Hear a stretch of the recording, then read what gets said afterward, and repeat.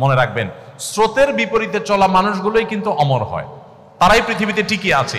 পৃথিবীতে যত নবী এসেছেন, যত রাসূল এসেছেন, তারা সবাই স্রোতের বিপরীতে ছিলেন। তাদের কথা সমাজের অনেক নবী আছে, তাদের কথা সমাজের 1% মানুষও শুনে নাই, অনেকের কথা সমাজের 5% মানুষও শুনে নাই। যারা শুনে নাই, যারা মূলধারা ছিল, যারা স্রোতে ছিল, তারা হারিয়ে গেছে খড়কুটোর মতো। নবী রাসূলরা এখনো টিকে আছে। ফেরাউনের নামে কেউ নাম রাখে না, কিন্তু মুসার নামে মুসলমানরাও নাম রাখে, খ্রিস্টানরাও নাম রাখে, ইহুদিরাও নাম রাখে। আপনি যদি দেখেন হামান, কারুন, নমরুদ, তাদের কারোর নামে কেউ নাম রাখে না, কিন্তু ইব্রাহিমের নামে খ্রিস্টানরা, ইহুদিরা আব্রাহাম রাখে, আমরা ইব্রাহিম রাখি। অর্থাৎ সারা পৃথিবীতে সমস্ত ধর্মের মানুষের কাছে প্রায় সমাদৃত।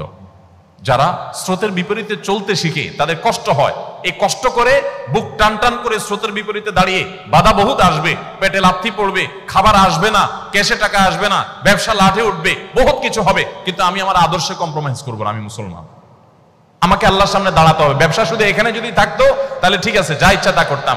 ব্যবসা তো এটাই শেষ না, আসল ব্যবসা তো শুরু হবে আমার মৃত্যুর পর। সো আমি কি করছি তার প্রত্যেকটা টাকার হিসাব আমাকে পাই পাই করে দিতে হবে, যে আমি কি সৎভাবে কামাই করেছি না অসৎভাবে কামাই করেছি। সো এই জায়গায় আপনারা কম্প্রোমাইজ করবেন না। কঠিন কাজটা বিনিময়ে আল্লাহ তাআলা জান্নাত দিবেন। ইমানদারের বিষয় নবী করিম সাল্লাল্লাহু আলাইহি ওয়াসাল্লাম বলেছেন, আজাবান লি আমরিল মুমিন, ইমানদারের পুরো বিষয়টাই অদ্ভুত। ইন্না আমরাহু কুল্লুহু খায়র, ইমানদারের সবকিছুতে কল্যাণ। ইন আসাবাহু খায়রুন শাকারা, ইমানদার যদি ব্যবসা করে লাভবান হয়, কোনো কাজ করে সাকসেস হয়, তাহলে সে আল্লাহর কাছে কৃতজ্ঞতা আদায় করে সিজদায় পড়ে যায়, শুকরিয়া জানায়, ক্রেডিটটা আল্লাহকে দেয়, নিজে ক্রেডিট নেয় না। তো এর মাধ্যমে তার একদিক থেকে লাভবান হয়েছে, আবার শুকরিয়া আদায় করে, কৃতজ্ঞতা আদায় করে আল্লাহর কাছে সে বিনিময় লাভ করে, দুই দিক থেকে লাভবান হয়ে গেল।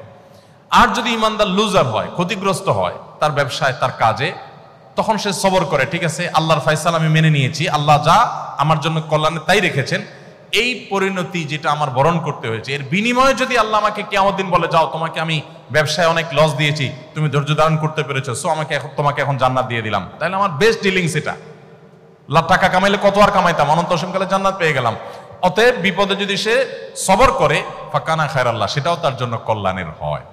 আপনারা যদি সততার সাথে ব্যবসা করেন, ব্যবসা যদি লাভবান হন, শুকর আদায় করবেন আল্লাহ তাআলা, তাহলে ডাবল লাভ হবে।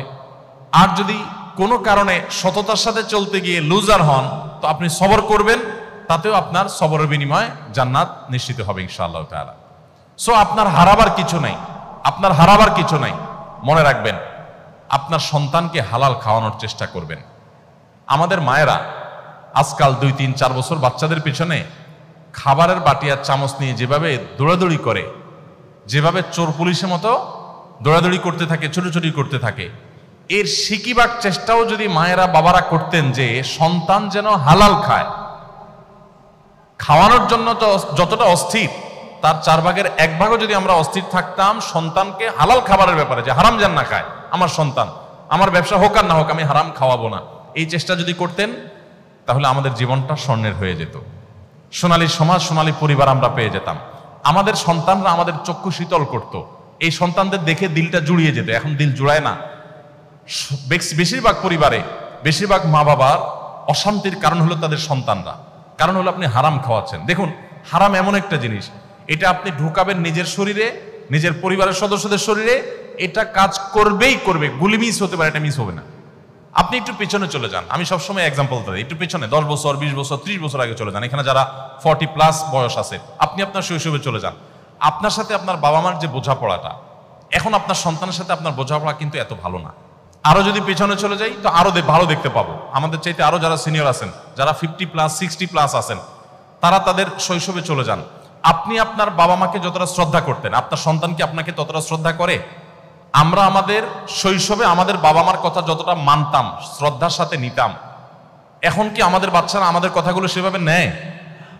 কারণ কি? আমার বাবা মা আমাকে তো জামা একটা বেশি 2টা কিনে দিতে পারে নাই। আপনার বাবা মা তো আপনাকে ছোটবেলায় যা চাইছেন তা কিনে দিতে পারে নাই। একটা বেশি 2 তরকারি দিয়ে আপনাকে ভাত দিতে পারে নাই আপনার মা। অথচ আপনি তো আপনার ছেলেকে এখন 2টা কেন জামা, 4টা 5টা একসাথে কিনে দিচ্ছেন। আপনি তো আপনার বাচ্চাকে কোনো দিকে তাকাইলেই সেটা কেনার জন্য পাগল হয়ে যাচ্ছেন। আব্বু কি খাবা, কি তোমার লাগবে, এটা জিজ্ঞেস করতে করতে মুখ দিয়ে ফেনা তুলে ফেলছেন। আপনার ওয়াইফ তো 1 তরকারি না 5 তরকারি দিয়ে খাবার দিয়েও বাচ্চাকে খাওয়াতে পারছে না।